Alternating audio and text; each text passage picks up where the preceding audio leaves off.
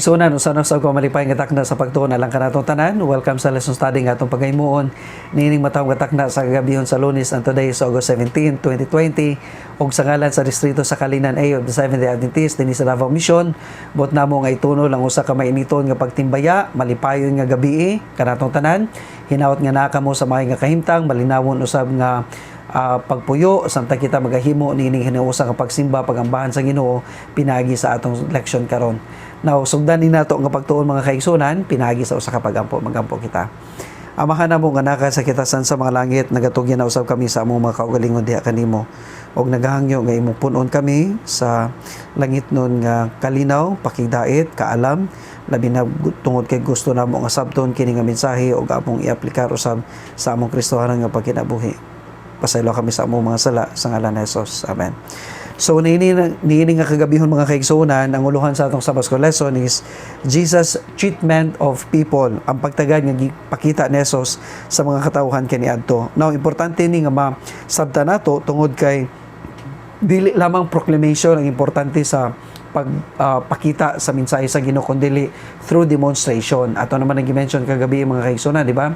Nga dili lamang pinagi sa mga pulong nga atong ginasulti sa pulpito o atong ginasulti nila sa publiko, kundi usab pinagi sa mga actions, pinagi sa mga linihukan, pinaagi sa deportment nga atong ginapakita din on public, how we conduct and how we carry ourselves before other people.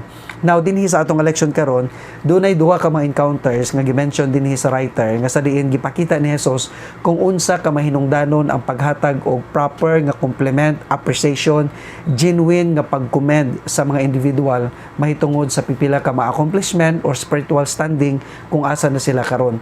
Kung imo tanawon mga kaigsunan, ang gagmay nga mga bata every time nga mohimo sila performances o kung doon na sila pipila ka mga achievements nga nahimo, mas maboast nato ang ilang self-esteem o di ba ang ilang moral pinaagi sa pag-appreciate, di ba? Pinaagi sa pag-comment, pinaagi sa pag-upload, no? Malipay kay sila nga hatagan nato og pagdayeg.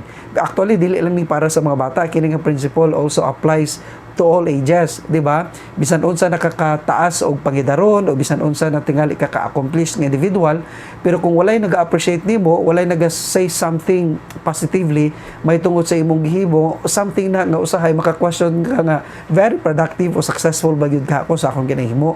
So kitang tanan mga kaigsunan, gikinahanglan nato ang appreciation, dili fake nga appreciation ha, kundi genuine nga pag-commend, no, genuine nga pagtagad, paghatag og tinuod nga value sa mabutang atong gihimo.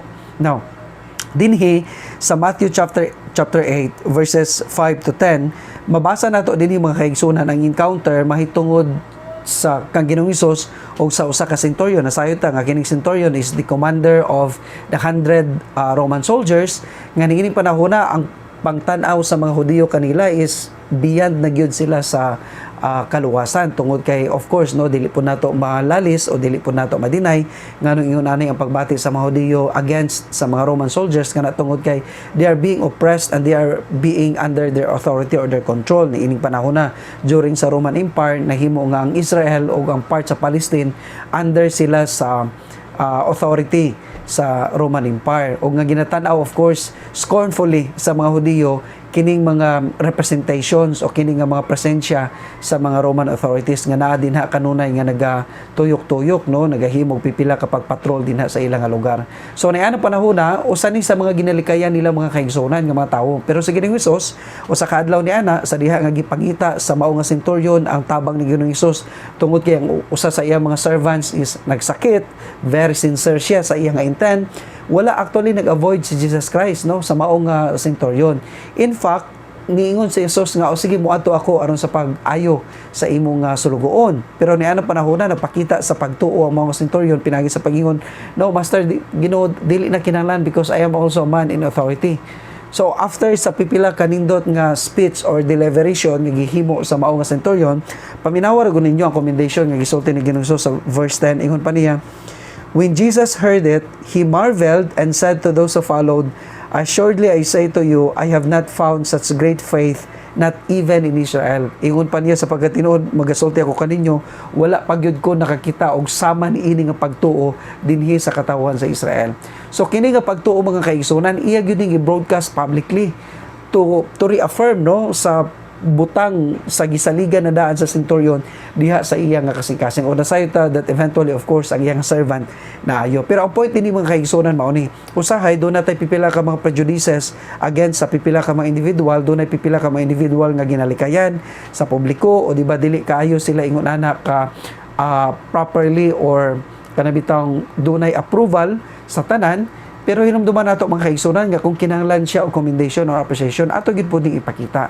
Mao kini ang gipakita ni Jesus sa maong spiritual standing sa usa ka individual to also challenge and to remind his people during the time nga ang Ginoo dahil wala siya partiality kundi nagahatag siya og level, no, pantay nga pagtagad sa matag usa regardless sa imong races and languages. Now ang second nga encounter din ni Ginoong Hesus, mabasa ni nato siya sa Marcos Kapitulo 12, versikulo 34. Mao kini ang iyang response sa usa ka scribe, di ba?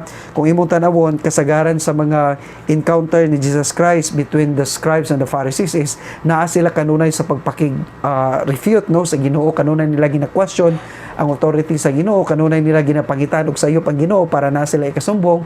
Pero this time nakita niya mga kaigsuonan ang kinibitawng tinud-anay nga intention, tinud-anay gayud nga longing sa maong scribe sa paghibalo kung unsa gayud ang kamatuoran.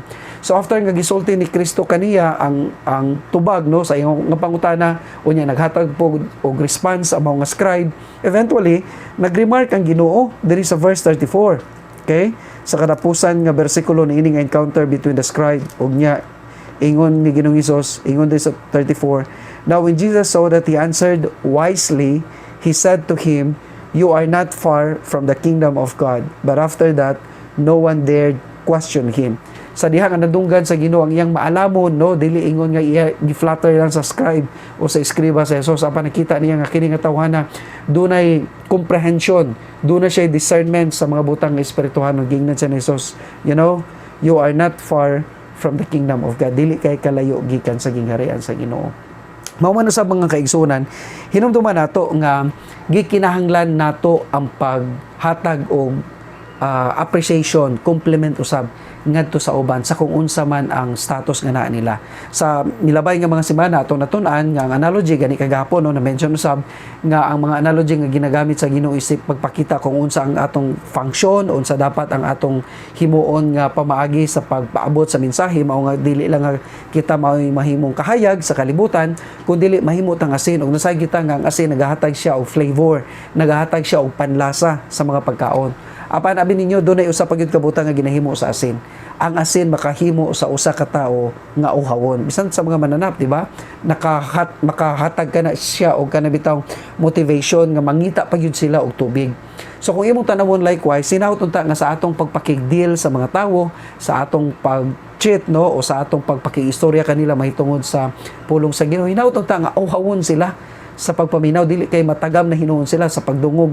Namang yung mga panahon nga medyo agresibo, medyo on the offensive mode ta sa pagsangyaw sa mahing balita.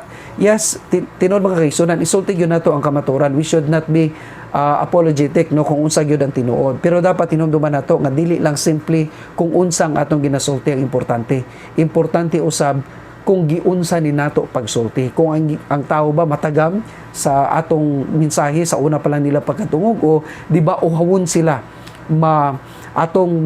ma-steer pagyud, no, ang ilang appetite nga maminaw pagyud og dugang kana tungod kay makita nila nga dunay compassion, madunggan nila nga dunay tenderness sa pamaagi nga atong gina-deliver ang mensahe sa Ginoo. Somehow, di ba, kung unsa man ang pamaagi nga atong ginahimo mga kaigsunan sa pagmantala sa mga balita, usa ka na ka representation sa kung unsa pod ang klase sa Dios nga atong ginalagaran. Ginautong ta nga we should be nice to everyone, hatagan nato sila og maayong impresyon mahitungod sa mensahe nga atong ginadala. Gani gipakita diri sa atong lesson, di ba?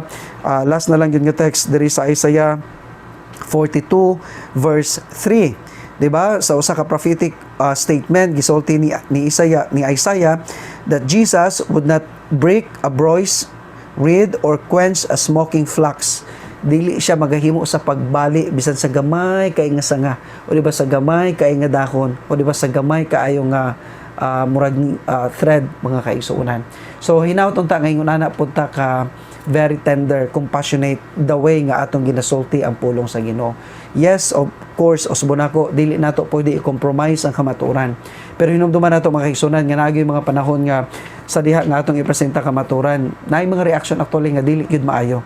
Pero nonetheless, magpabilin ta nga tender, magpabilin ta nga lig-on sa kung unsa man gyud ang kamatuoran, hinawton ta nga dili ta ma-provoke diha dayon sa mga arguments, criticism o mga pag-insulto nga ginahatag sa to. Like Jesus, we should treat them with compassion and love. Hinumduman nato nga kini nga mga tawo dili ni nato kaaway, mga katawhan kini nga nanginahanglan usab og kaluwasan. Mao man usab no sa mga membro, hinumduman nato nga ang atong mga church leaders dili po na nato kaaway. Kitang tanan dapat magtinabangay mga kaigsuonan, magtinagdanay kita sama sa pagtagad nga gihimo og ipakita ni Jesus sa diha nga siya naa pa dinhi sa kalibutan. So hinaut nga Ginoo mga panalangin sa atong pagtuon og nga kini akong buhi nga pagampo.